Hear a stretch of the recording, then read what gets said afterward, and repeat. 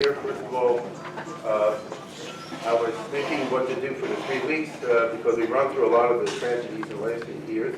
And when we deal with, as you can see, I entitled this series Haskalah Wars, Kulturkampf-ha, which means the argument, the battles of culture.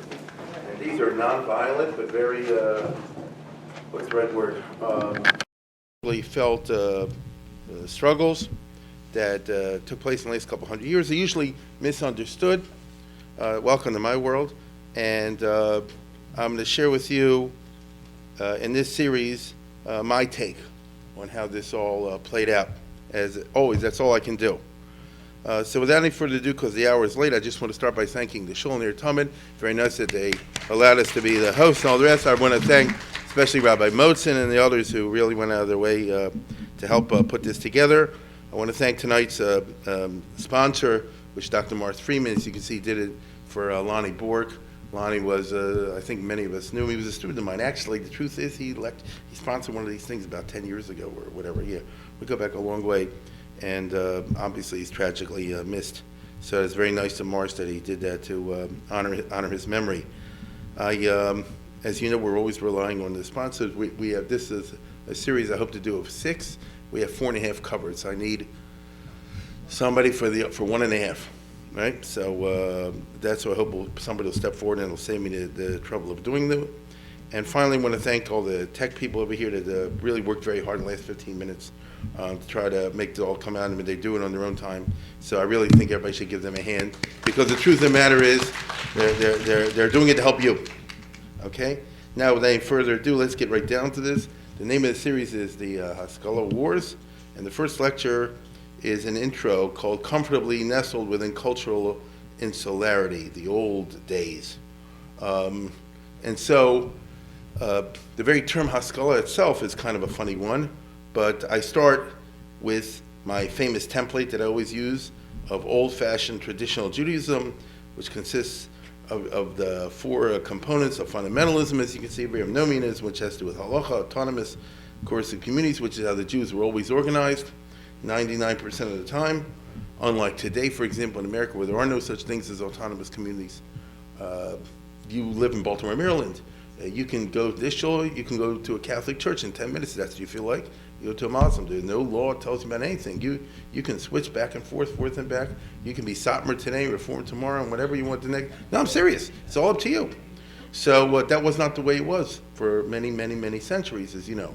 There were autonomous, coercive communities. Wherever Jews lived, they lived within a Kehillah structure, which had coercive power granted them by the state. So to use a dumb English, they could punish you by being Michal Shabbos if they felt like it. They could kill you sometimes. And they could definitely give you a financial penalty. And sometimes I literally beat the heck out of you, and that's not an expression. I mean, break your bones. And that's the way it was among the Muslims, and that's the way it was among Christians, and that's what everybody thought is the right way for religion to be.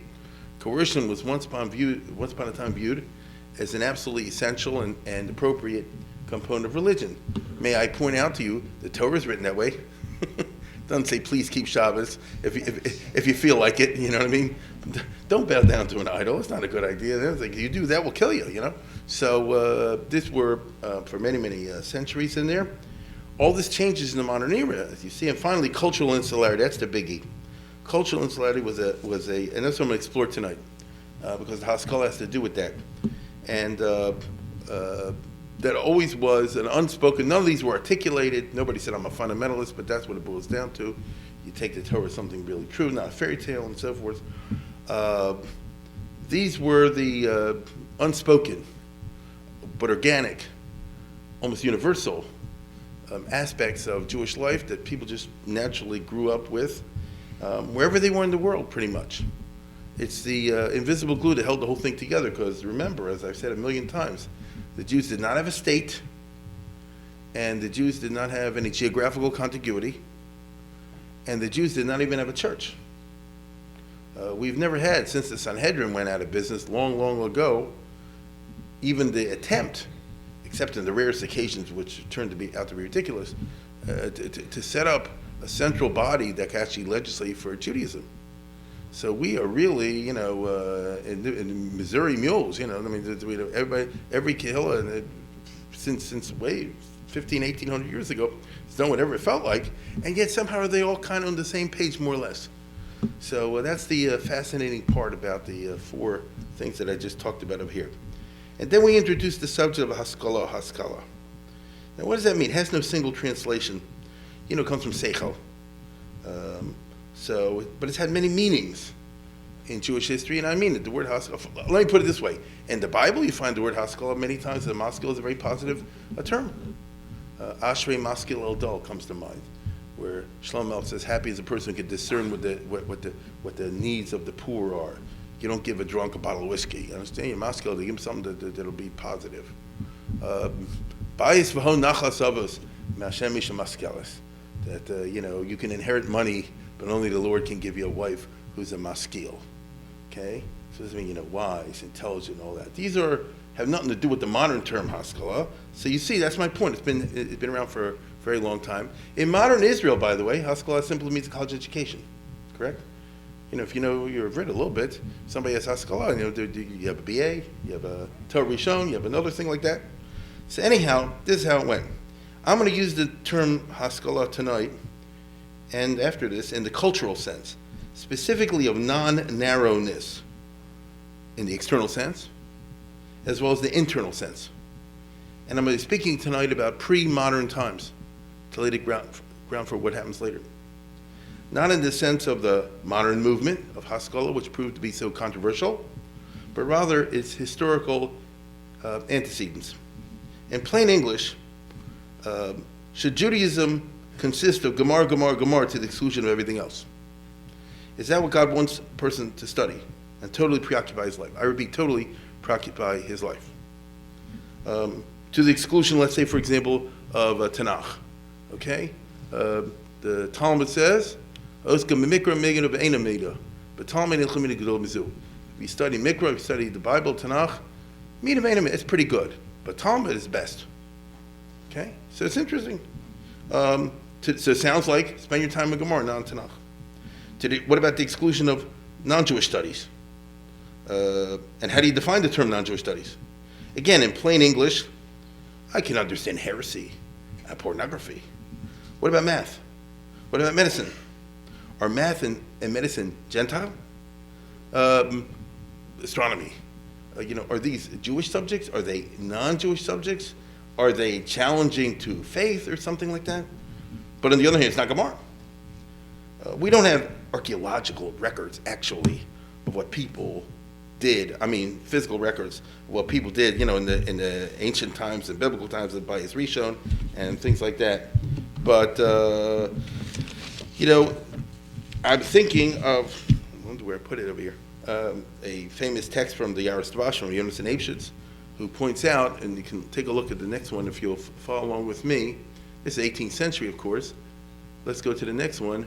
If you look a little bit, it's hard for me to see. I actually had it written down on my computer. I don't know where I put it. But anyway, he talks about the fact in a famous speech about the menorah and the seven chachmas. And some of you know what I'm talking about, where it says that all the different branches of the menorah face towards the central candle, Ner Maravi. And he has a famous long speech in which he says the seven chachmas represent all the sciences, and they're all within the Torah, but they're all subordinate to the central principle of Ner Maravi of God. And his point is, you can't run the Torah without knowing a certain amount of math and science. How do you organize the Ari Halavim without understanding the geometry, he says, in here? How do you understand how they should run the Beis HaMikdash with the music unless you don't understand the science of music? How do you understand, the basic math to organize to build the Beis HaMikdash and things like that? I can't read it so well over here. Here's one where he talks about you have to know the culinary arts in order to organize the Ketoras and the other things that Beis HaMikdash, which are mandated in the Torah. Obviously, you got to know astronomy to run the calendar. You see? In other words, the Torah itself, with its requirements, clearly, and this is what he says, clearly understand that you have to master certain things. They're not just Baba Kama, in order to run the institutions of the Torah itself. He talks about alchemy, by the way, you know, that was a science at his time. But, and so on and so forth. To tell you the truth, it's kind of controversial. He even goes on to say, you can't understand Choshen Mishra, you can't understand Jewish civil law, financial law, without understanding law as a secular discipline, the Juris Radicalis, which was the Roman system of law. Because the understanding, as people don't know, was a lawyer, among other things. That's one of the ways he made a living, among other things. So here's somebody who was a Gadol Gedolim talking about, in a public speech, and talking about, way back in the time of the Moshe Rabbeinu and afterwards, that certain sciences are just part of what is required in order to operate the Torah correctly. Now, on the other hand, in spite of what I just read you, or quoted to you, that's highly unusual. This is not how rabbinic culture, which became the Jewish culture, evolved. But rather, we have famous statements of cultural insularity. After a famous incident, they say, it's cursed to be the person who teaches his son Chachmas, Greek wisdom. Keep your kids away from higayon, which again is a certain form of Greek wisdom. And they asked Rabbi Yoshua, should a person teach his son Greek? Gilam Din to teach him at a time when it's neither day or night, which is another way of saying no. All these are statements that are very famous. Anybody who's been in yeshiva is familiar with them, and totally excluding the mechkar question of what is the exact, when we could have this discussion, what is precisely the meaning in the time of the Gemara, the word higayon? What is exactly the meaning of chachmas yavanis? What does it mean? That doesn't matter. I'll tell you how the Jewish people took it down the ages. It means any secular studies. You understand? That's always been a classic statements, or talking about the social reception of this language. And the social reception has always been completely negative of anything secular outside of Jewish, forbidding secular studies or at least disparaging it. Okay? Now you could find here and there counter statements and so forth, but they didn't get any traction. In Jewish culture down the centuries, these kind of statements got all the traction. So as I said before, let's go to the next one. Samson Raphael Hirsch argues very strongly, says these have been misunderstood, that's not what it means, in the 19 letters, and higayon doesn't mean this, and as you know, he's all in favor of term derech eretz and all the rest of it. Okay, that's one person, one voice out there, and people say, well, Hirsch and so forth, but the guy went to college, and so, it's completely unrepresentative, so it doesn't matter what the historical interpretation is.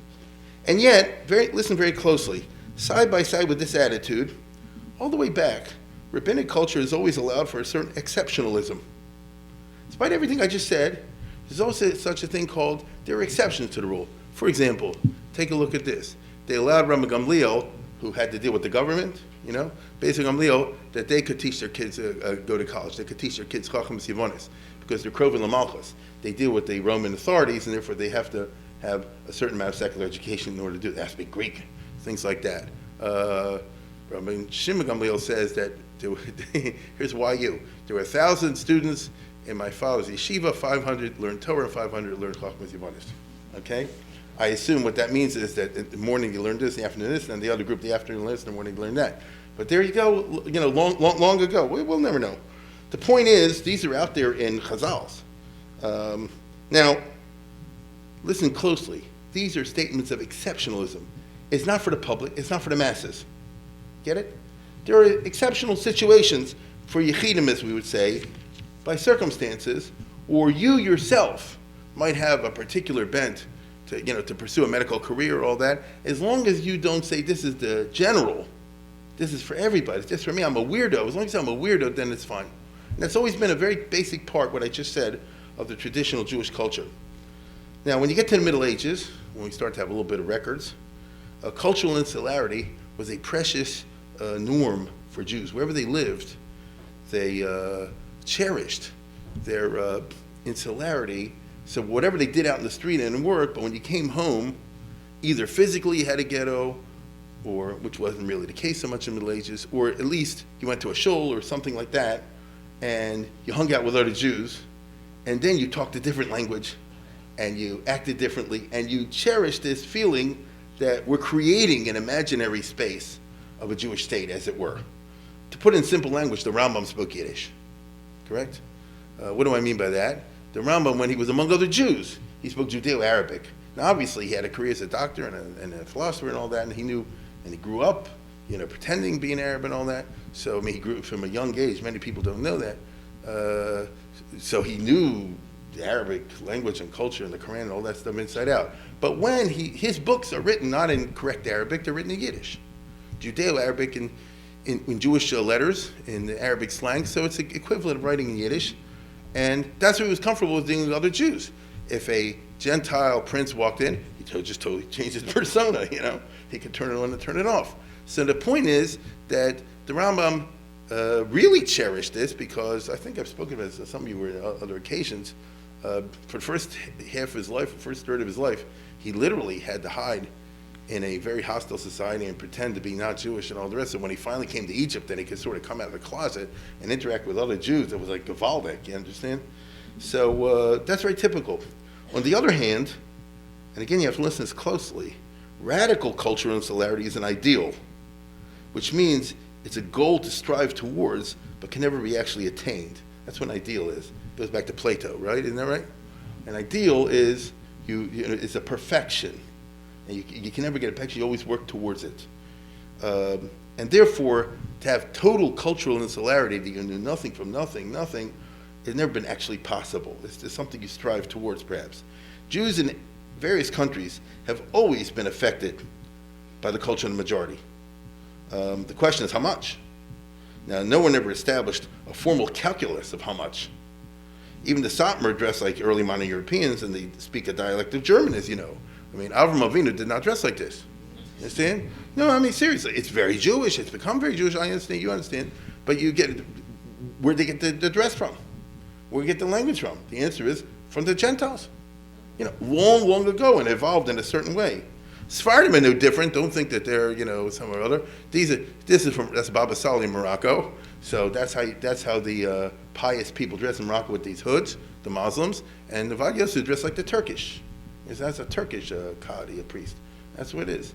So obviously they're not Muslims and Moroccans and all the rest of it, but the norms, you can't help but be affected by the style of dress you're in. Even the first person in Baltimore is going to be dressing, with a jacket and a tie or something, which is Western dress. So we kind of take these things for granted. Already in the Bayesheni period, Second Temple era, we know that Jews in the Roman Empire spoke Greek and not Hebrew. As a matter of fact, those who really know, from the Talmud and place that, know that in most synagogues outside of Israel, the Torah was read on Saturdays in Greek, out of Greek Torah, which is a pretty strong statement of non-insularity, except that it kind of was. Meaning, if you're a Jew living in the city of Rome, even though the reading is in Greek, you're very different than all your neighbors out there that are pagans and so forth. Is this insular? Is it non-insular? How do you explain it? Sometimes Jewish communities became very culturally non-insular, but this is rare and controversial. In other words, they created a non-insular Judaism, which is a kind of an ancient Haskalah. The outstanding example is Alexandria in Egypt, which produced an entire literary culture which was Jewish and Maskilic.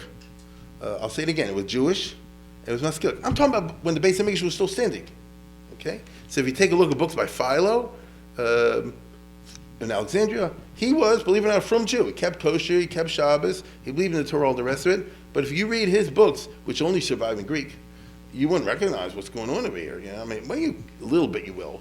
And it's a very Hellenistic in its style, and there are a certain amount of halacha in it, but mostly it's explanations of mitzvos. It's the lives of the great. He has a biography of Moshe Rabbeinu in Greek. He has a biography of Avraham Avinu in Greek. He has a philosophy, meaning how should he live the good life and why should he keep the mitzvos and so forth. And it's weird, and it didn't even survive among the Jews. And yet, what do you call that? It's not like the modern Muslim. He's not against the mitzvahs. He's not preaching, to give up your Judaism. So what do you call that?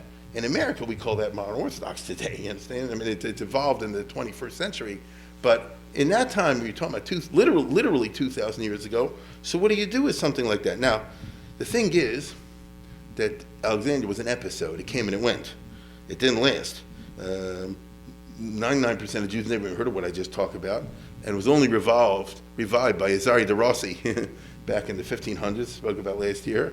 He says, there's a guy, I found this book from a guy named Yedidia, and Rabbi Belkin from YU made a career because when he came to America, he got a doctorate in Greek. So therefore, he could translate the Philo stuff, and that's how he had a career for a while. So other than that, nobody's even heard of what I'm talking about. So it was lost to the consciousness of the Jewish people. So that was an episode in Haskalah, which came and went. After the Roman Empire, the world split into two zones, Christendom and Islam. That's what we call the Middle Ages. This is the Caliphate, this is Islam, one country for 500 years, a single country, and here are the Christian parts. And the Jews are located 99% in these two countries. Most Jews are located in here, which again is not here. No Jews allowed to live in Arabia, but in here. And other Jewish communities, the Ashkenaz, are located in here. That's how the Middle Ages played out. Now, it was the age of faith. So, as I say, I'm defining it as the Muslim zone, not Egypt and so forth, and the Christian zone. The Christians were divided into little countries, though.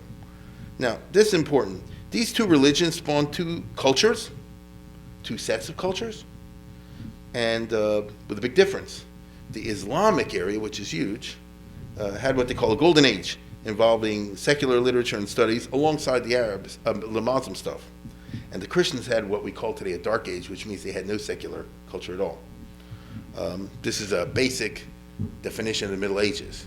If you lived in the Islamic world, science and that kind of thing was flourishing by the standards of that time. If you lived in the Christian world, the word science didn't exist. It was super frum.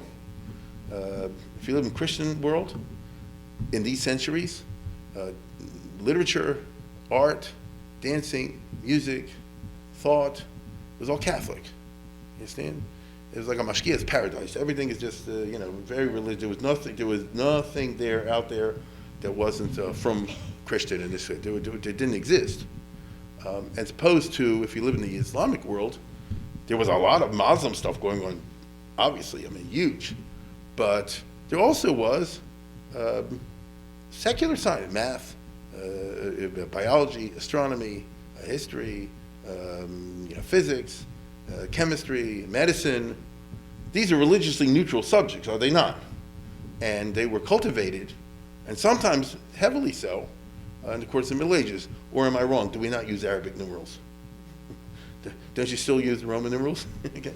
So anyway, in the Arab part, the Caliphate, because it was one caliph ruled the whole thing, the population was Arabized, even was not Islamized, because what happened was, very briefly, very briefly, there was Muhammad. Let's go back. There was this guy, Muhammad. When he died, his followers busted out of Arabia and conquered all this in about 70 years. They conquered this in about 15 years, and they conquered this over the next 60 or 70 years, whatever, which is huge. And when they did it, they're Arabians. So when they came, camel jockeys. When they came out of this place, people didn't make fun of them anymore because they physically conquered all these territories, and all those that said the Arabs found themselves under the conquest and control of the Arabs, who did two things.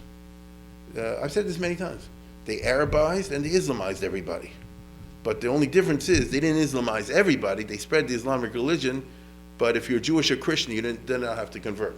You just have to accept third-class status and pay about 70% of your income in taxes. But then you're left alone. If you weren't a Christian or a Muslim, then you had to convert or get killed. Now hold on for a second. So they spread this whole area. There used to be a lot of different religions, and then there was one called Islam, which still is today. But in addition to that, they Arabized everybody because they conquered and they pillaged and they looted and they raped and they forced their way on everybody. There was nothing you could do to stop them. And from here to here, they imposed the Arabic language as the language, and it still is that way today, is it not? Let me put it this way: Morocco, Algeria, Egypt, Libya, they're not Arab countries. I don't have to tell you Egypt was a famous country before Avram Avinu, correct? Before Avram Avinu. And with a great civilization and empire of its own, Egyptology, hieroglyphics, and all that junk, when the Arabs were nothing.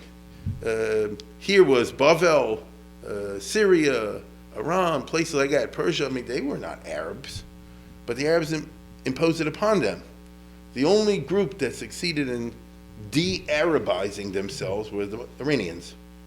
That's who they are. That's why the Arabs are scared of them today.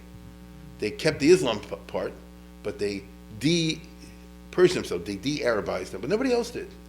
So what the state of Israel really has to hope for is one day there'll be awakening in Egypt and these other places. Say, wait, what the heck are we doing? We're not Arabs. The Arabs actually raped us. They forced their language upon us. We want to go back to ancient Egypt, or we want to go back to ancient whatever. I'm raising money for that cause right now. Anyway, the fact is, no, but it's true. Now, why am I going through all this? The Jews are part of the Arabization. The Jews who live in these areas, not the first generation, but by the second and the third, they speak Arabic, just like everybody in this room speaks English. I don't care how from you are, You picked it up. And therefore, that meant that Jews who live in this area, if they wished to, they weren't confined only to Gemara. If they want to, they have the ability to read a book on science. Because Arabic they understand, and books in science there are. Or math, or geometry, or physics, or botany, or optics, or any of this business. All the classic stuff of the old curriculum. The possibility was there to do so. And as a result, the Jews who live in these areas, although there was a lot of cultural insularity, I'll repeat again, the Rambam, when he was with his friend, spoke Yiddish. And he cussed out the Goyim, like I'm talking now, and that's what it was, if you read his writing. And that's business. Of course, when he went out to work, it was the Clark Kent and Superman, he changed himself. But he had the ability to operate in both worlds if he wished to. So there was a cultural insularity that they tried to keep, but there's also a lot of cultural non-insularity. Not everybody was a genius like the Rambam to know all the science, but everybody according to his or her level, as I said before. Such insularity, if it took place without degrading the Yiddishkeit of the person, that's called Haskalah. You see? So there was a Haskalah in the Middle Ages of a certain type.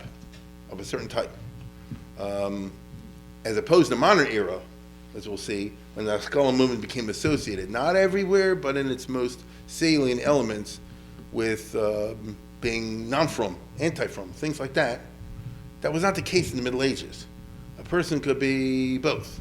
You didn't find, with the rarest of exceptions, I could name 4 or 5 names, of exceptions of people that their broad education or their non-insularity led them to, let's say, reject the Torah or something like that. 99.99% of the time it wasn't like that at all. So here we are in the Middle Ages, and there was this external Haskalah of sorts, meaning that you have a lot of Jews all over the place who can read Arabic if they want to, and intelligent people have intellectual interests. You're not going to change that ever. And they could read books that are being published all the time in the various sciences. Obviously, the term science was defined different than it is today, but nevertheless, take it for that time. And I can tell you right now, the most prominent translators who translated classic works from Greek to Arabic were Jews. That was a very famous way of Jews making a living in the Middle Ages, become a translator for the Arabs. Here's Steinschneider's famous book from the 19th century, translated by Chip Mannequin recently, where with the Dolmetscher, the Jewish translators of the classic texts of science and philosophy. Now, who are these guys? These are Shomer Shabbos. I don't say necessarily Talmud Chacham. Maybe you got to make a living. So you find some rich Arab patron or a king or something like that who says, "Find me Ptolemy's Almagest and write it in Arabic." It's an old Greek astronomy book, or some engineering book from the time of Arminius or something like that. And it's a bit way making a living. Okay, doesn't mean the guy doesn't go to shul. Doesn't mean that he's eats treif or anything like that at all. That's it. But on the other hand, you can't say that he's living in a ghetto. He doesn't know anything outside the Dalai of Judaism. So these is a certain Haskalah in the sense of an external, open to the external culture around you. There were Jewish scientists, plenty of them, who wrote on maths and sciences we would call today, used to call natural philosophy. There were Jewish doctors, MDs.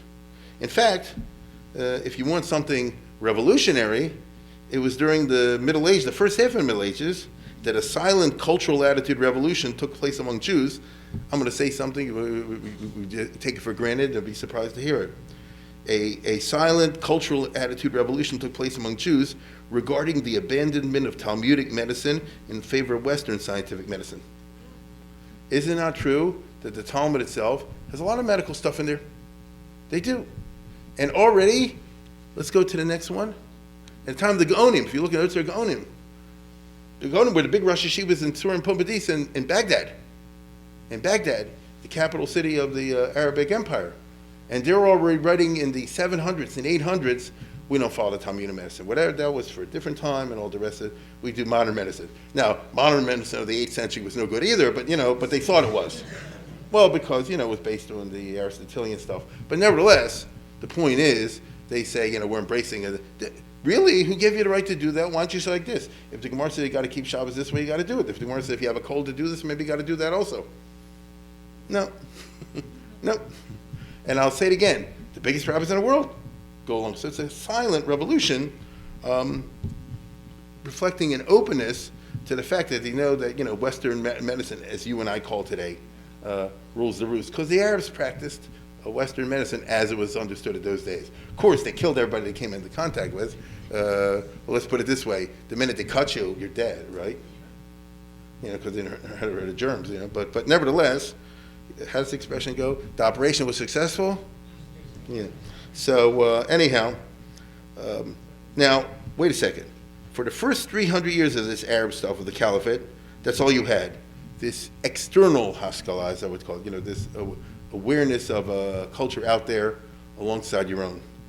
The internal Jewish tradition wasn't affected. The internal Jewish tradition was in the process of formation. The world that you and I know, as from Jews, was in the process of formation in the 600s, 700s, 800s, simply because this is when what we call the Talmudization of the Jewish people took place. The Gemara is a book, a set of books. Once upon a time, the books didn't exist. So it was a different reality. And then these books came together in the 600s and the 700s. And then they spread. And by the time the process is over, and we don't know how the process worked. Boy, would we like to be a fly in the wall. We don't know how the process worked. But it happened. By the time it's over, everybody kind of agrees, when you get to the late 800s, 900s, that the way to keep Shabbos is what it says in the Talmud. We can have debates, and they do down till today what it means, but nevertheless, that's the standard. Or how to keep kosher, what it says in the Gemara Chulin, and how to do things on Rosh Hashanah, what it says in the Gemara Rosh Hashanah. Once upon a time, these texts didn't exist. And there were different traditions out there and all that kind of business, which, by the way, you will be learning about in Elul when you get to, I'm just talking off the top of my head, when you get to the Tekiah Shvarim Trua Tekiah, what does Rav Hai Gaon say? There were different ways of doing the Trua, and eventually they kind of, solidified it. And, the what we call the Talmudization, the constitution and definition of the internal content of Judaism that you and I know today came together during these centuries. However, by the 10th century, through also in the 900s, there began an internal Haskalah in the two important intellectual centers of the diaspora, in Baghdad and in Spain, same years, in 900. There must have been something in the air. In Baghdad, now Baghdad is an Arab city. I mean, that was the capital of the Arab Empire, okay? But it also was big Jewish community, because the Jews all went there because the government contracts were there. The big bankers went there. Therefore, the yeshiva was located there. I don't know if you noticed or not. There used to be two famous yeshivas where the Gemara was put together. One's called Surah, and the other one's called Pumbedisa. But early on, they moved to Baghdad. So, to give you an idea what I'm talking about, there's a Mir yeshiva, but it's in Brooklyn. So Mir is the name of a town in Europe, but it's in Brooklyn. There's another one in Bnei Brak, right? I mean, Yerushalayim, excuse me, I'm thinking Panovich. Panovich is a town in Lithuania, but it's located in Israel. So same thing that time. There was a Surah and Pumbedisa, but located in Baghdad for many centuries. And by the time you get to the 900s, if we look at the circle, the greatest Talmudist of the time, the number one Rosh Yeshiva of the 10th century was, of course, Sadi Gaon over here.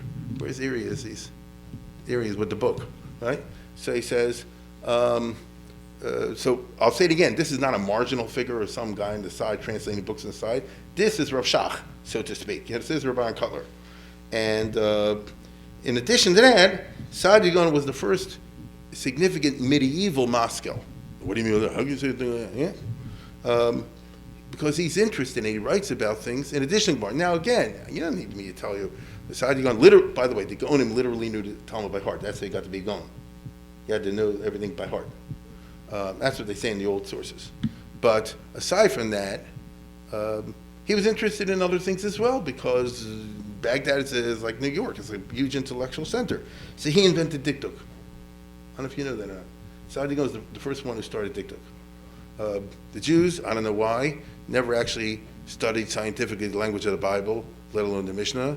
You just learned it, for the first time, because the Arabs were doing it with the Quran, you understand? So, and he is a lot of Arab interlocutors. So what about the Jews?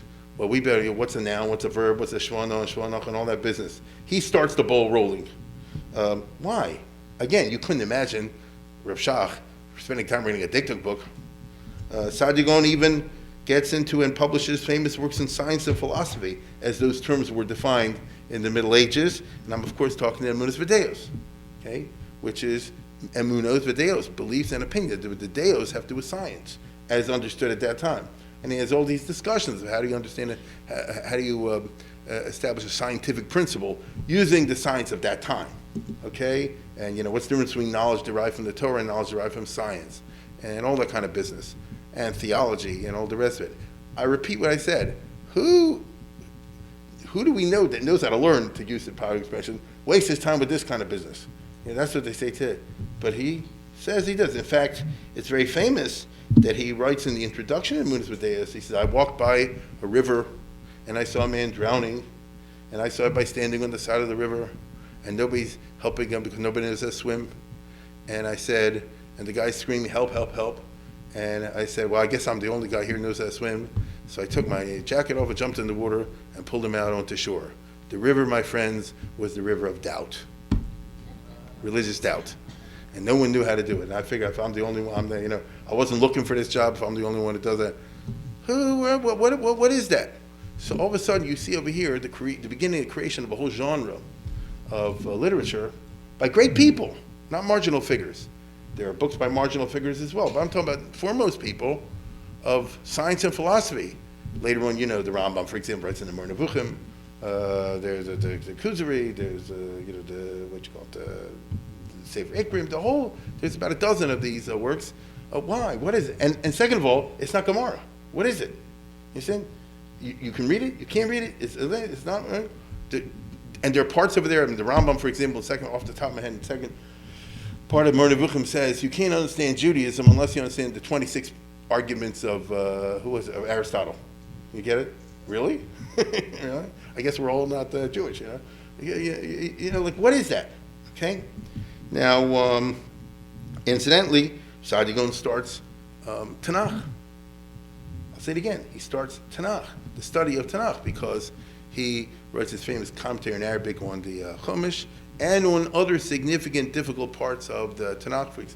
Comes to mind, for example, the book of Daniel, okay, which he tries to decode who are the four empires that are coming down the line, was the Mashiach coming, and all the sorts of things, the messianic business you find in the book of Daniel. Why is the Rosh Hashiva wasting his time writing on Tanakh, as we would say today? Why don't you write the Ksos? You see? Saadia Gaon even gets into poetry. Oh my God. What's a person wasting time for poetry? Now, if you tell me you're writing a poem to use for Piyutim on the month of Elul or Rosh Hashanah time, but if you write a poem about nature, what's that? You say, wait, when do you do this? Okay? And again, he is the number one Rosh Hashiva of the 10th century. I think everybody agrees to that. And where's that coming from? What do you explain all this? And all this happened in, by the way, he has a famous student who argues with him in poetry. The student says, you're better than me in Gemara, but I kill you in poetry. That's Dunash ben Lebron, who eventually has to flee Baghdad because that runs away to Spain where he causes more trouble. So what kind of a person is doing this? What's a poet? If you tell me there's a guy in yeshiva that, once in a while has the urge to write poems, everybody's a little weird, But no. He becomes a poet. That's what he is.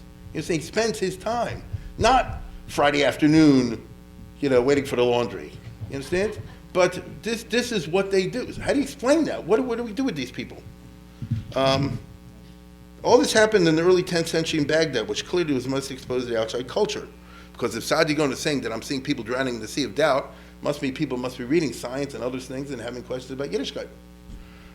What's unique over here, as I said before, is the creation of a non-Gemara literature from people, and therefore the internal expansion of the definition of Jewish culture. Right? All of a sudden, it's not so narrow. There are other things there as well. Now, he doesn't get into the question of how much time should you spend on one or the other.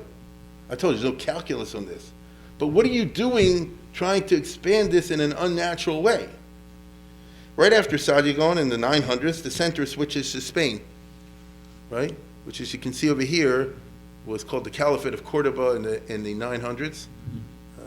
Can't see the colors so well from where I'm standing, but most of the Iberian Peninsula was united by Abdurrahman III, the very famous Arab ruler who declared himself the Caliph and was a very successful, effective ruler for 50 years. That's a long time. And who was in Spain up to his time? Well, you had from Jews, not learned. How do you know they're not learned? Look at all the Chubas Agonim, most of the ones that survived from Spain. And they ask questions like, how do you do Natil Yadayim? You know what I mean? They don't know anything, okay? The Siddur that we use, the Seder of Amram going, right? Jews in Spain say, how do you daven? You know, Siddur from, but they don't know. And they're not necessarily so halachically so punctilious. Again, like you see very often in these shilas that they send over there, the Spanish Jews in the 600s, 700s, 800s, early 900s, clearly are people who, I don't know if you would eat it at their house of a lot of them, but if you said something against Judaism, they kill you. They rip you a piece. You understand? If you want to change any part of Judaism, you know, they'll go nuts. So they were Jewish Jews because the Arabs were Arabs, but they don't know much and they live a kind of a lax lifestyle, halachically. And here a unique set of circumstances come together in the 900s because a certain Arab prince emerges out of the fights. Every one of these little towns and many more were little independent kingdoms. The Arabs have a tendency, like the Jews do, instead of uniting, to disunite. That's one of our common sicknesses. And immediately, you know, you break up into little groups. Isn't that happening in Syria today? And in Iraq? And if possible, in many other Arab countries, unless the government sits on them? So it's part of the culture. So back after the Arabs took over Spain, they immediately started breaking up into a lot of little cities and principalities and fighting each other.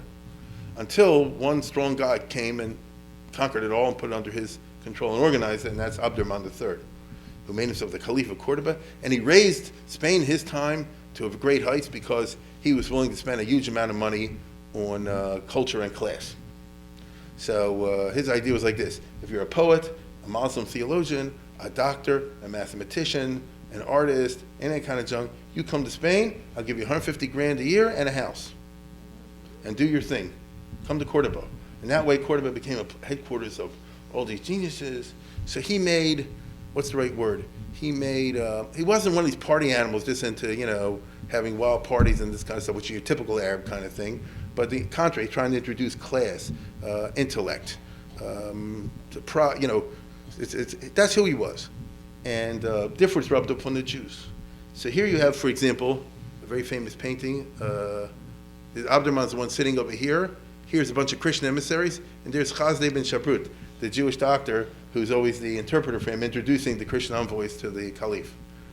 So he had a famous physician, a Chazdei, who was an Amars. He said, but he was a rich Jew, and he was a Jewish Jew, and he sees that the Caliph is spending money patronizing Islamic and Arab intellects. I'll do it for Jewish intellects. Okay? The money he had, I'll do it for Jewish intellects. So if the Caliph bankrolls high culture, I'll do Jewish high culture. And so he becomes the patron of Menachem ben Saruk and Dunish ben Labrat. You know, they fight over his patronage. You know, that's where Menachem ben Saruk writes the famous dictionary, the first dictionary in the Middle Ages, that Rashi uses and all the rest of it, with the shoresh and, you know, the words. All of a sudden comes an era in the 9 and 10, 1100s, I can't explain this to high school students, where dikduk was like hot topic. Okay? Today, you say shvanoch, and they fall asleep. He says, once upon a time, people cared passionately over you know what I mean, the Chasrei Pei Nun, and all the other little intricacies. I mean, books were written and arguments were had over these kind of subjects. There are other, Menachem and Dunash had it out. And Dunash stabbed him in the back. That's what happened. They got the patronage away from Chazdai and had Menachem thrown into jail. In fact, Menachem's whole family was kicked out of the house with the furniture on Shabbos by the goon squad of Chazdai. So it wasn't necessarily a pretty story. Okay, and Menachem writes a famous poem saying, "Who do you think you are? Just because you're rich, you can beat up on people and beat up on me, you know." So it was a wild and crazy time. But my point is like this: all of a sudden we're dealing with a class of people that, what do you make of these? What's a grammarian? What is that? Okay, here's the one who's even greater than him that you never heard of, Yonah ben Janach, right? Who writes the Sefer Shoroshim. That's where you get the idea of the three, you know, the Shorosh with the three letters and all that. What is Yonah? What are we? Yehuda Mechayuch. Who are these people? Like I said before, it's not a yeshiva guy. They may have a yeshiva background, you know, we don't know. He's not a yeshiva guy who's learning and a little bit on the side here and there. Their whole mitzias was diktuk. You understand? They put clearly from their many writings at the time, they put their body and soul into their passionate interest in this particular subject. Is that a Frum Jew? Is that a Moskil? You know, is he Orthodox? What is that? And I want to warn you, these guys get in the Art Scroll Rishonim book. Instead of Rishonim, at least according to the Art Scroll. Dunash shows up, and I say before, he launches an unprecedented age of poets and poetry, because he introduces secular poetry in the Arabic style.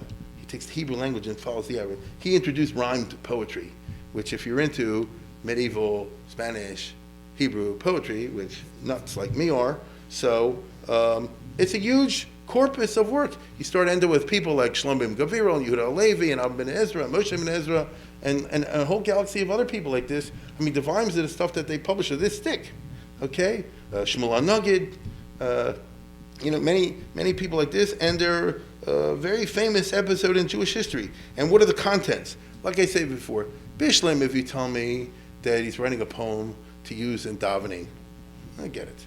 Or for slichos or kinos, I get it. And they do that. But they also write a ton of other things, okay?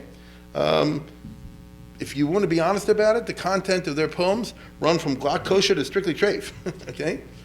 Here's a neutral one. Here's Ibn Ezra in the Chumash. Here's a poem in praise of chess. Right? See what he says? He says, I'll talk about a war that doesn't have any death in it, and they line up line by line, and there's this battle against that, and the blacks against the reds, and all the rest of it. And at the end, he says, after everybody's killed, it's Tchias HaMesav, if you look at the last line. Okay? Why does somebody, like we say today, imagine, you know, today's the yard sale of Rabbi Ruderman. He said, imagine I'll go to Rabbi Ruderman and say, I read a poem on chess. What is that? You get it? Like, and Ibn Ezra is the famous Rishon. Okay? So, in general, the poetry, which is such a major part of the Spanish Jewish experience in the 9, 10, 11, 1200s, we all call it the Golden Age of Spain. All these poets, including Yehuda Halevi, have what you call Shiri Kodesh, Shiri Chol, and Shiri Cheshek. Shiri Kodesh are from poems. Shiri Chol are secular poems. And Shiri Cheshek are poems about love, and romance, and girls. What's a person like, you know, how can you do that? You know?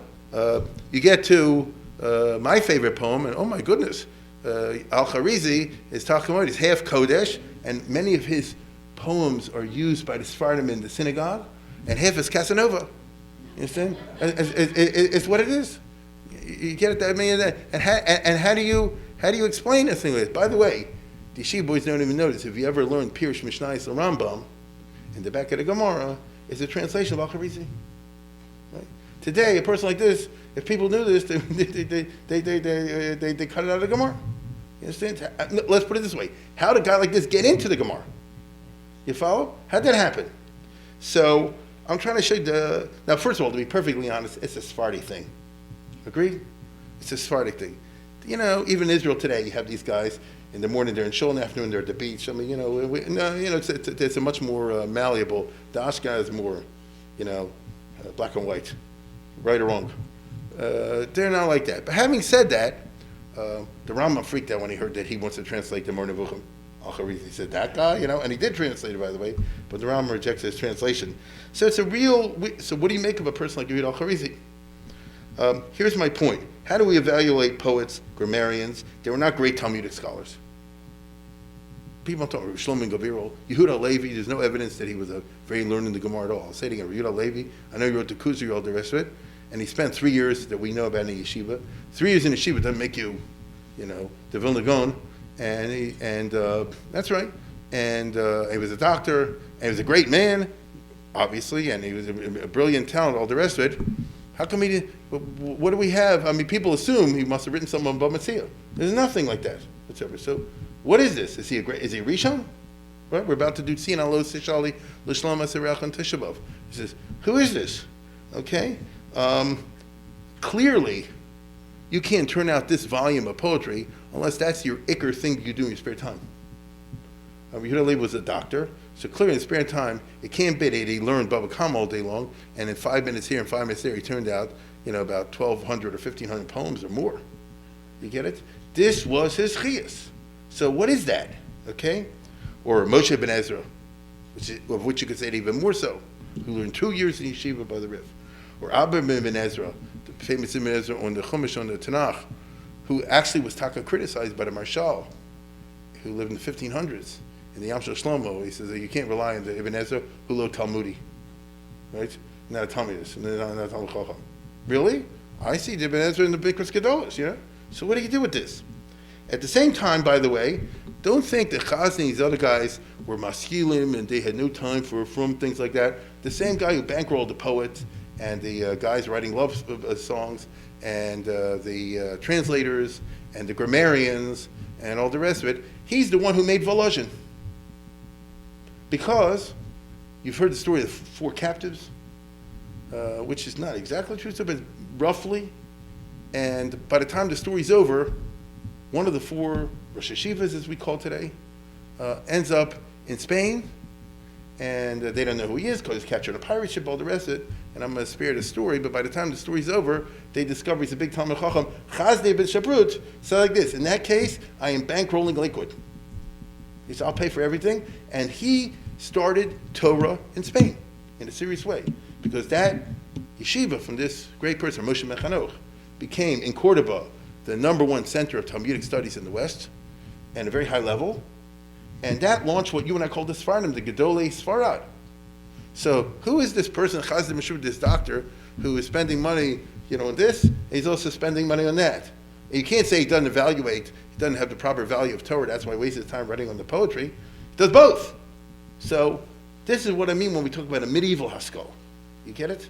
It's not like a modern one. All these people are Shomer Shabbos, and all these people believe in the Torah and all the rest of that, and they practice it, each one according to his way. But they understand that Judaism does not have simply a narrow definition. It has a hierarchical one, though. If you ask Chazim, what comes first? Gemara. But what comes second? Tanakh, or poetry, or something like that. They have room for a second and a third.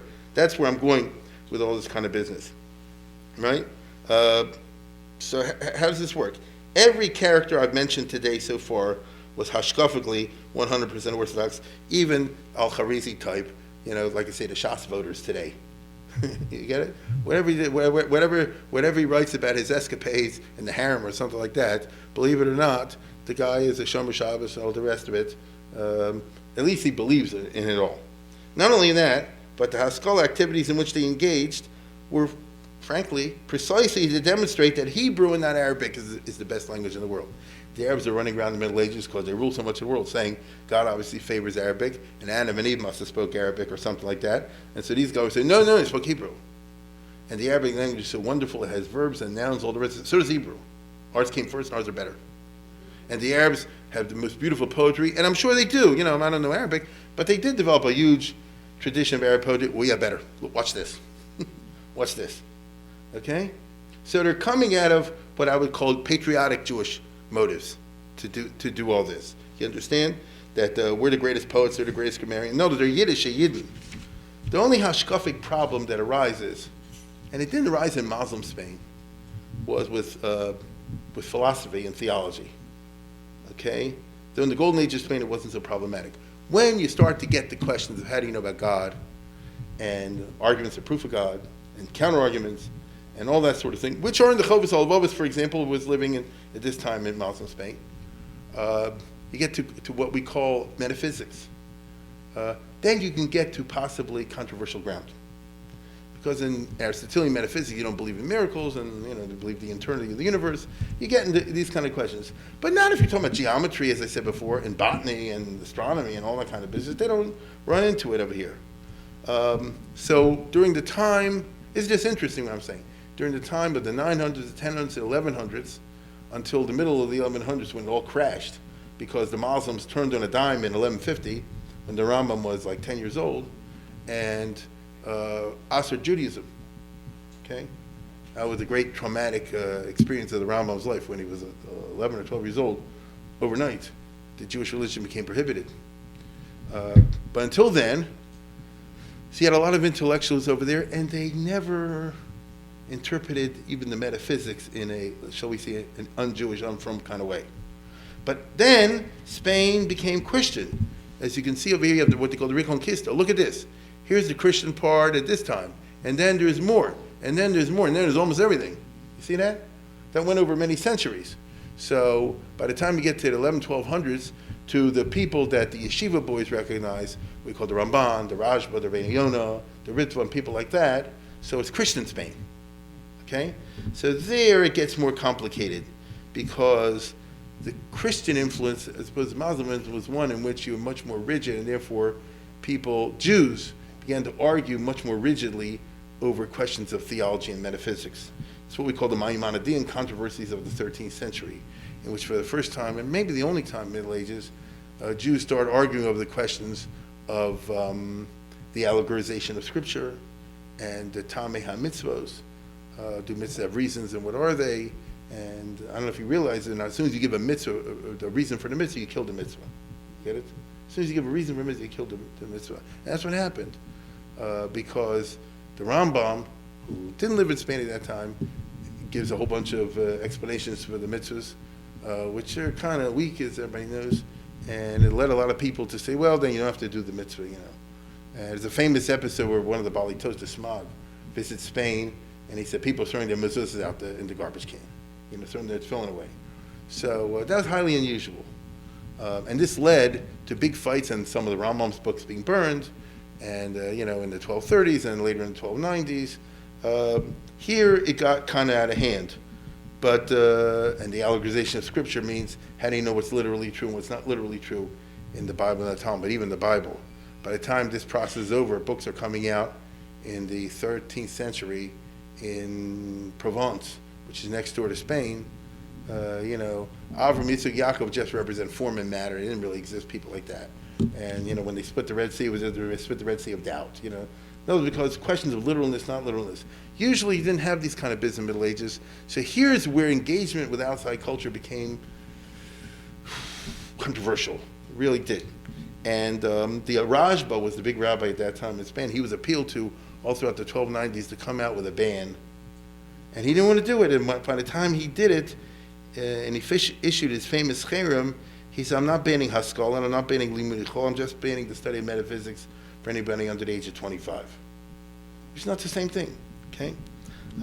But the intellectual class of the Jews in the 12, 13, and 1400s get into what we call Averroism, which means a kind of left-wing Aristotelianism of a certain sort, which did lead the rich and powerful Jews often to become unbelievers and libertines. Unbelievers mean you don't really, they belong to the shul, but they don't really, it's clear they don't really hold from this stuff. And like if nobody's looking, you eat treif, and nobody's looking, you eat Mechal Shabbos. That's that's what because really it doesn't count. And libertine means that they adopt a rich and the lifestyle of rich and famous, especially in the area of sexual immorality. And this was a big problem in Spain in the 12, 1300s, and it is what it is. So there you see that the Haskalah kind of got out of hand and led to bad results. Now, it also provoked, in Spain, in the middle of Maimonidean controversies, the emergence of the Kabbalah into Rishus HaRabim, into public sphere, because the Zohar appeared in the 1280s and 1290s in the middle of these big battles. And without going into great detail, the Kabbalah won, because over the next several centuries, it got bigger and bigger, and I don't know if you noticed at all, but the Kabbalah is machmer on everything. So it moves everything to the right, not to the left. And we're not dealing with Madonna over here in that junk. I mean, the real Kabbalah is much more machmer than the Talmud, and on a host of dinim and hashkavas, and that appears and can't call that Haskalah anymore. By the time you get to the late 1300s, we have a famous Sefer Maisa Ephod from the Ephodi. I was just in Jerusalem, staying right next to the corner of Ephodi and Mitzudela, and because Rechavi is named after a Spanish Rishonim, all the streets. And he has this famous description. He says, what are the Jews divided into? Well, you got your Bali Chachmas HaTalmud, that's the yeshiva types. Then you got your Bali Termis Fasim Ochaypus of philosophy. Then you got your Talmid Chachamim who are interested in philosophy. That's what they're mainly osik in. They're misfalpel, in philosophy. And then you got your Chachmei Kabbalah. Right? So that's how the Jewish intellectuals within Judaism break out in the year 1397. Okay, so you start to see these kind of areas. Now, these guys right here in the middle, that's your maskilim. You understand? That's what that is in the 1300s. Now, most Spanish Jews don't have the time for any of this kind of business, because this was the last century. The Jews, starting in 1391, was this huge outbreak of pogroms. I've talked about in the past. I know many of you were when I spoke about it. El Kanovano came Kuf Nun Aleph is the year 1391, where it was spontaneous outbreaks, and half the Jews in Spain were either killed or forced to convert. As we get to the beginning of the Marranos, I'll say it again: 50% of the population converted under force, and afterwards, went on for 20 years, 25 years of continual persecution. So there's no time for this stuff, philosophy. This is Or Hashem V'chasdei Kreskas, who was the Gadol Hador that time. And he's trying to work, he disagrees with the Rambam's Moreh Nevuchim, and it goes very deep, kind of, at least I found it very deep, impenetrable. But, it was a genius at a certain time. Nobody's reading this. You ain't got the time for that. You're worried about the pogroms coming. You understand? You're worried about just surviving. The Jews over there, from 1300 to 1421, that's 30 years, live on the reign of terror, okay? Because the government collapsed, and there was pogroms in the street and all that. So it was really rough. On the other hand, after the 30 years were over, something funny happens in Spain. Not Haskalah. When the smoke clears and a normal king takes over, he appoints his top Jew, Abraham Benvenisti, to be the chief rabbi of Spain, as he calls it, Rab de la Corte, and he gathers all the Jewish communities in Spain of Valladolid, and they issue the famous Takonos Valladolid, in which it says all money is being put into chinuch, and all chinuch is being put into yeshivas. Okay? And so the reaction to the pogroms is what we would call today a right-wing reaction, not a maskilic reaction. And the result is that in the last 70 years, because in 70 years later it kicked out of Spain, there's a tremendous revival of Talmudism in Spain. This is where you get the Sfardish Gedolim they hear about afterwards, from Yezu Karo and the Radbaz and the Maran Leib, all these people. Where did it come from? It came from this revival. It comes out to 1421, when all the Jewish taxes were put into what you and I today would call cheder and yeshivas, to revive it. So what do we do with this Spanish stuff? It had a funny kind of history. It came and it went. By 1492, and even after 1492, you still have a few of these strange types left. Look at this. Here's the son of the Barbanel, Judah Barbanel, who ran away from Spain. One of his kids was kidnapped by the Inquisition, and he couldn't get him back. You understand? And what does he? And he was a big Talmud Chacham, by the way. He's the son of Barbanel. What does he write? Again, he doesn't write a pirush like Rabbi Yosef Karo does on the entire halacha. He writes a book called Dialoga d'Amore, dialogues about love. And it's an analysis of various types of love. Love of God, love of female, love of self, love of this. Sort of Platonic. You understand? Aristotelian Platonic. What is that? Okay? And I'll say it again. He's a front Jew. The Shomer Shah, as a matter of fact, he wept that he worked his hardest to get his son back from the Inquisition, but not successfully. He's a Jewish Jew. So what do you spend your time on all that? He's a maskil. Again, it doesn't mean that he wasn't a religious Jew. He's more religious than you and I. But he's drawn. This is, philosophy as understood at that time is what captures his whole essence. So we don't know what to make of somebody like Yehuda Abarbanel. To be perfectly frank, what do you make of his father, the famous Abarbanel? Let's go to the next one. Right, the Yitzchak Abarbanel, the Abarbanel on the Tanakh, on the Chumash, the Abarbanel, as he called him, Isaac Abarbanel. People are wondering, again, he didn't write anything on the Gemara, but he wrote a Velt, as you know, on the Tanakh. And why? Why don't you, if you're such a big scholar, why don't you write your on the important stuff? It's very, today's the yard said Rabbi Ruderman. He said, I remember in my time, somebody once came to me and said like this, if you read the Abarbanel, he says the King David sinned with Bathsheba. That's his interpretation. And, this is terrible. So take it away. And I was there. It was me and a Chavrusa of mine. We were going back many, many decades. And he said, he goes, no, you can't do that. And he said, bring me the Beis Yosef. And Beis Yosef, the Yosef Karo on the thing. Take a look at the next line. So what does he say over here? There was a certain Shiloh at Hilchas B'tzias Apas. Shaloshem said, "This shall be Yeshivas Mar Gil Ariel Ritzik Abuhab." He was the big Rosh Yeshiva in Spain in the 1400s. But Pumi Gadol Shal Chachamim Sofrim V'Klolam Anesher Agadol Yitzchak Abarbanel Meikulam Mukhshar Derech. So in other words, they got all the rabbis together to solve a certain halachic question, including Anesher Agadol, the great eagle of Abarbanel. Reuben says, I guess if the Beis Yosef calls it Anesher Agadol, you can't criticize them, something like that.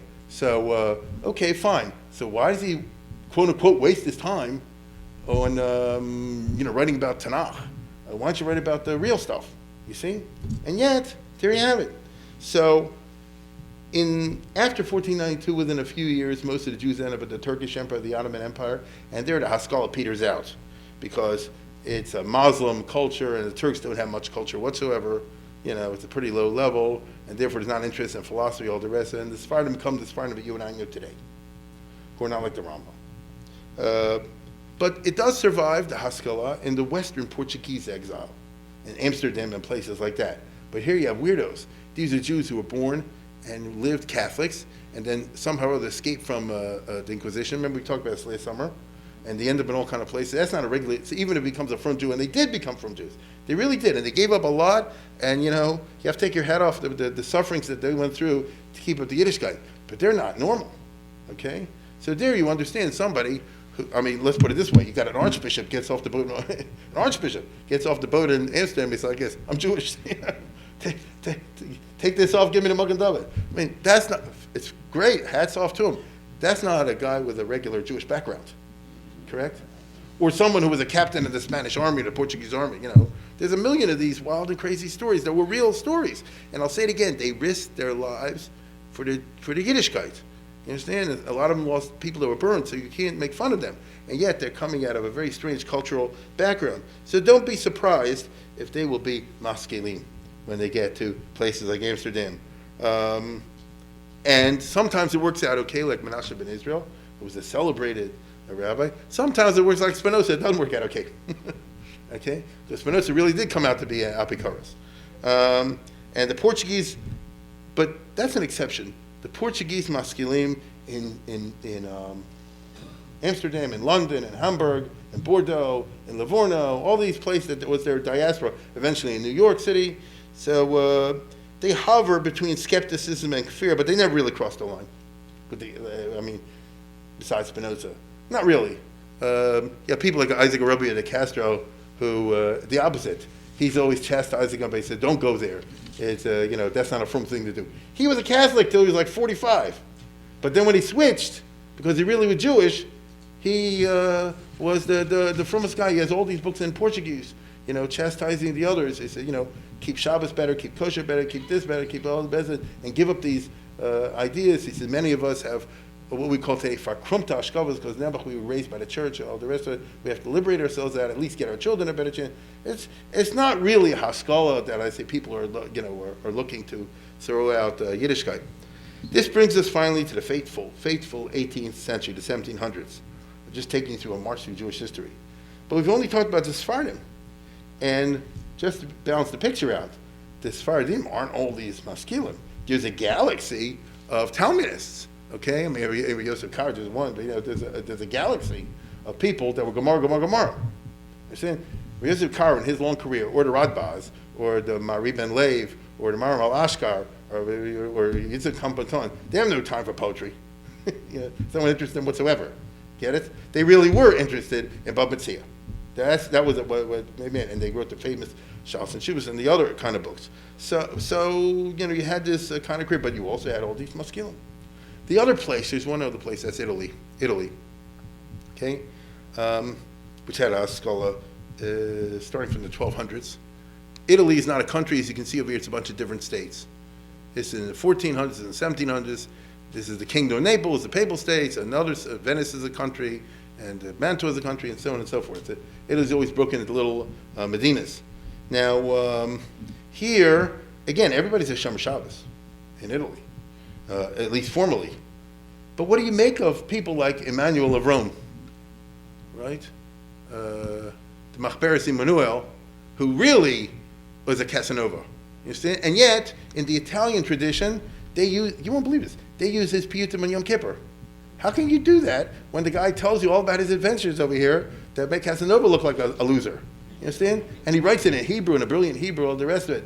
Again, only in Italy you come to, so what do you make of a guy like that? And I can tell you right now, he has the distinction of Mamish being banned by the Shulchan Aruch by name. If you read in Hilchos Shabbos, Yosef Kara says, Divrei Chesh goes Sefer Emmanuel, Asur L'Kros B'Hem B'Shabbos, V'Af B'Chol. You can't read them in there. And whoever wrote it, and whoever copied it down, and whoever published it with the printing press is Machdis Arabim. I mean, you talk about banned in Boston. I mean, really, it's mentioned by name. Can you imagine somebody goes to Kyle, read one page from the Machberes, and it's a shock. And if you would tell him, the guy kept kosher, the guy has poems about what he does on Rosh Hashanah Yom Kippur and all the rest of it. Can't be. So Italy is strange in this way again. On the other hand, what's more dominant in Italy was you really had two Ner Israel yeshivas there. You had one in Bologna and one in Padua, especially in Padua. Now what I mean by that is like this. It was a real yeshiva, had no college, but it's a block away, so people went to college. You understand? It wasn't a YU. Right? So here's the ghetto of Padua. Some of us were with me. There's a famous synagogue over there. It's a beautiful thing if you've ever been in Padua. And go to the next one. 1 block away is the university. Okay? 1 block away. So students from all over Europe, and especially in Italy, went to the University of Padua, which was the most famous, it was the leading university in Italy. There was another one in Bologna, which for a while had Jews, but Padua for many years. Went to the one in Bologna, the Sforno, for example, right? So Italy, my point's like this. Italy, you have rabbis with college degrees. From rabbis. Big Talmidei Chachamim. Authors of famous firm. All the rest of it, and went to college. College, I thought that's in the 20th century. I thought it's in Baltimore, Maryland. No, we're talking about Padua in the 1400s, 1500s, 1600s, 1700s.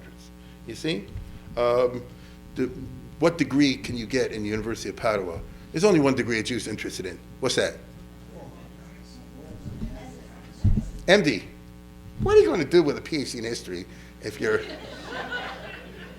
in Italy in the 1600s or today? Understand? Come on. The Jews are only interested in one thing. You get it? To be perfectly honest, there was a small quota for lawyers because they need a small number of Jewish people. If Jews end up with situations to end up in the Erkos, because sometimes the government insists on running it that way. In Italy, there was no such thing as a Beis Din which had the right to command your presence. It was always a borus. It was always only if like in America, only if you want to go. So, but 90%, 95% of the people who went to college in Italy went for MD. And I've told you before, it's really good. If you ever look, Cecil Roth published one of these degrees in Latin, and it's a Christian university after all, and it's from the early 1600s. And it says, "Damn your cataract-covered eyes, which cannot see the truth of Christianity, and spawn of the devil, piece of dirt, children of Satan. However, whereas you have concluded it," and the Jew says, "Thank you very much," because he can put it up on the wall and he's going to business. So what do you do? So are these maskilim or not maskilim? They obviously know Latin. They obviously know Italian. They're not culturally insular in the sense they only know Yiddish or Italian Yiddish. They only know Jewish. On the other hand, they're very learned. They went to yeshiva, often for many, many years in yeshiva. All the great, or almost all the great Rabbanim in Italy of the 14, 15, 16, and 1700s go to university and stay from. They look like they went to college. This is the Charles and Shuvas Shemesh Tzedakah, Shimshon Mar Purgo, famous posek. This is Rebbe the Ramchal, right? Shabtai Marini. This is Rebbe the Ramchal. This is the Chubas Chasanim. There's still studying yeshivas today in Ksubas. The Chubas Chasanim. This is the Shubas Zeremes, Rishmal HaKoyim Madina. These are just take my word for it. They're well-known names. They don't look like, it doesn't look like Rav Shach, right? It doesn't look like Rav Chaim Ozer, something like that. No, I'm serious about it, right? They're all shaven in some fashion, but they're significant poskim, and they're very from people. Okay, look, the Rebbe, the Ramchal. Man, come on, they're very significant people. So what do? It's Italian Haskalah. Get it? Again, there's nothing unfrom about this. This could not be conceived of in Vilna. You follow? It's a different zone. As I said before, even to be perfectly honest, even the controversial rabbis, like Yudah Ari de Modena and Yashar Mikandia, were very firm guys. You see? They may have questioned of Kabbalah and this and that and the other, but each one of them published Shalos and Shuvas. I don't know so many people publish Shalos and Shuvas today. You get it? As well as other things like that. And then you get the Ramchal, who is a greater paragon of Frumkeit than Moshe Chaim Luzzatto, the author of the Mesilas Yesharim.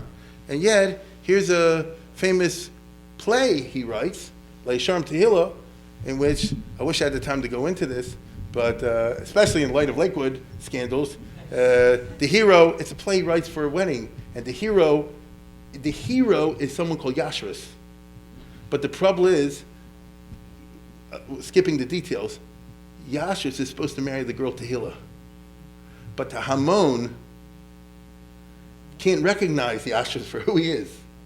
The Hamon is into Rahav and Taiva. These are other characters in the play. Because the public is like that. You understand? And only through a whole series of circumstances, in the end, like Sharm Tehillah, the boy and the girl, the heroes marry in the end. So, no, the Yashras gets the Tehillah deserves. I'll say it again. Can you imagine the Chazon Ish writing a play? Okay? Especially like this. Let alone the next one, which is about Samson and Delilah. Maaseh Shimshon. Okay? This one's Ramchal. Okay? Like, again, what do you do? And it's not a Kabbalah book. You see, if you told me it's a Kabbalistic, what's the right word? Analogy, or something like that. What is this? So even the frumest of the frum, and I mean that in the sincere sense, because after all, who is our paragon of true Yiddish Gaideh if not the Mesilas Yesharim? But you're living in Italy, it's the 1700s, and you're living a block away, as he does, from the university and all the rest of it, and all the students he interacts with, go to this Kabbalah Shem or medical students, all the rest of it. It's different. Italy just, has their own kind of Haskalah. Everybody's from here, that goes without saying, but there's a Haskalah side by side with impressive Gemara, because you do have, at the same time as the Ramchal, people like the Pachig Yitzhak Pronti, who is an MD, and he directs a very famous hospital. In fact, until Mussolini, there was a statue put up to him by the Italians, by the Goyim, as a famous physician, but Mussolini knocked it down for fascism in Ferrara. And he is at the same time one of the great poskim of the last 500 years, and he writes a one-man, what's the right word? One-man Encyclopedia Talmudit. Okay? A one-man Encyclopedia. So how do you explain this? Okay? So let's put it this way. They're all Mekabalim. They all believe in Kabbalah. That makes everybody from, particularly in Italy in these times of period. But that's it. I've run through the whole gamut. I'm at the end. I've gone through all the examples of Haskalah that I could think about, or anybody probably. Most of the early Haskalah was located in Spain or Italy, and for the most part was innocuous. Most of what I mentioned tonight was innocuous. It's a little strange to us, but it's innocuous. Some approved of it, others didn't approve of it. There was no big controversy or anything. On the other hand, and this is my last point that I'm going to devote a few minutes to and then end. On the other hand, the other major, seminal, Jewish community over the last 1,000 years was Ashkenaz. Here, things were very different, okay? This is, where I'm pointing out, this is Europe in those days, in time of Rashi. And here's France, here's the Holy Roman Empire, and the Ashkenaz Jews live in France and the Holy Roman Empire. Look where I'm pointing over here. The eastern part of this, western part of that. Rashi lived over there. So here you have a completely different cultural situation. And that was a bastion of cultural insularity. None of the stuff that I mentioned tonight existed b'chlal in Ashkenaz over 1,000 years. There are no math books, let's put it that way, let alone poetry books of the type I mentioned, let alone any of this other kind of stuff. It doesn't exist, okay? There's no secular stuff. I told you it was Christian Europe in the Dark Ages, and consequently, let's go to the next one. Here, this is Ashkenaz. Later on, it moves from here to Poland, they're kicked out of France and then here, and then kicked out of here mainly into Poland. That's what we call Ashkenaz. But let's move to the next one. And all the books are written by monks in the monasteries, and they're Christian and they're in Latin. There's no such thing as a book in French in time of Rashi, or in German, or any sorts of things. And even when there starts to be exceptions, it's one exception. All the literature is in a language that nobody speaks, is Church Latin. I mean, a Jew could learn Church Latin, but why would you? Why would somebody like Rashi want to learn Latin? He has to speak French because he's a businessman. He does, clients, people you deal with. Why would you want to learn Latin? The Rashbam knew Latin, which is kind of strange, but because he argues over there over Lo Tirza, but it's not a language the average Jew runs into. Second of all, what are you going to read? A book about a saint? You're going to read a book about Catholic doctrine? About the pious life of being a monk in the monastery? That's what the books are about. There's no secular literature. So as I said, it was a mashkiach's paradise, because you don't have to worry about anybody reading or going anywhere. There are no movies, there are no libraries, there's no TV, there's no Barnes & Noble, there's no newspapers, there's nothing except this Catholic business. And people aren't interested in Catholic. I heard of people, listen, right or wrong, I heard of people being interested in racy movies and things like this. I never heard anybody got interested to go see the Mel Gibson joke about, the latest about, like, who's interested in it? That's not something that draws people, okay? So if that's all there is, and you have any intellectual interest whatsoever, and you live in the 9, the 10, 11, 12, 13, 1400s, in Ashkenaz, there's only one place you can quench your thirst, and that is inside. Go to Jewish sources. You go to the Jewish books, to the Torah, right? And particularly the Torah Shabbat Peh, to the Gemara. So that's why, starting from circumstances of necessity, and then a couple hundred years later out of choice, century after century goes by in which the way Ashkenazic Judaism is practiced is extremely culturally insular. That's how the Ashkenazic Jews like it. And there you have it. So in other words, you can compare and contrast. The two greatest rabbis of the Middle Ages, most people would say would be Rashi and the Rambam. Very different people.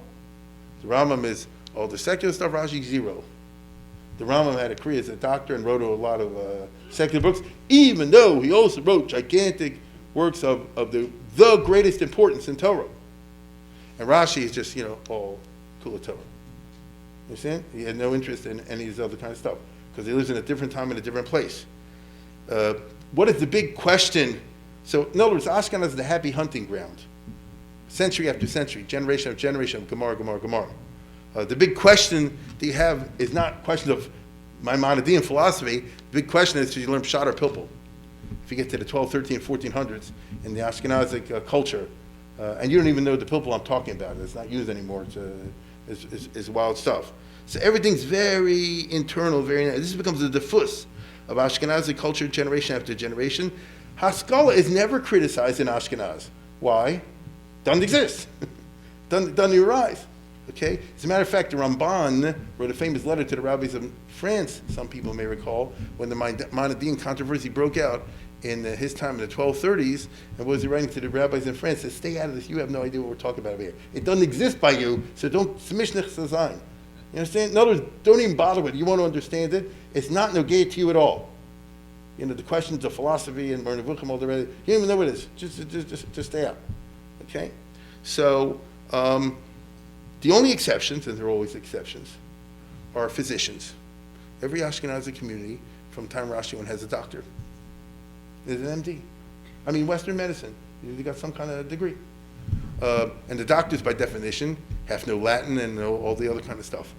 But they are, as I told you before, the doctors embrace exceptionalism.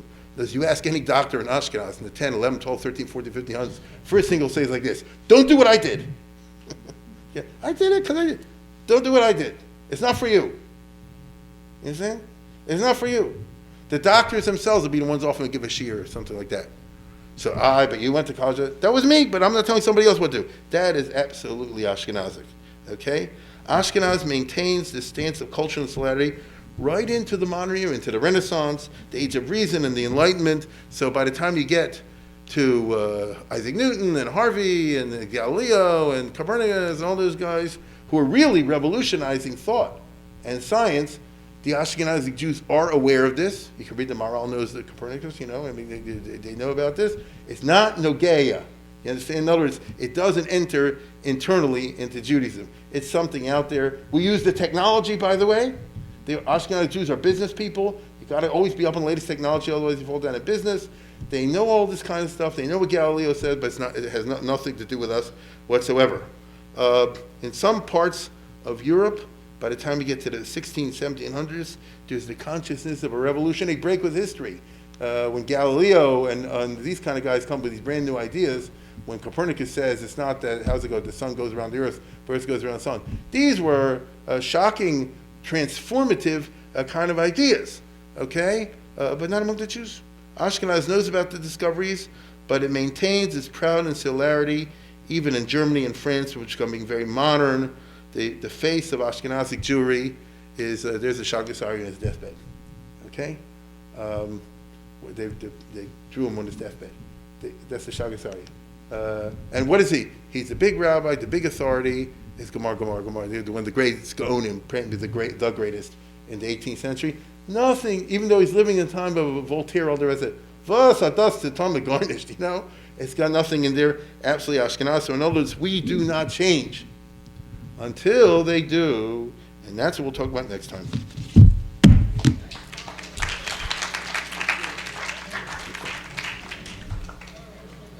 We'll daven Marav in about 2-3 minutes.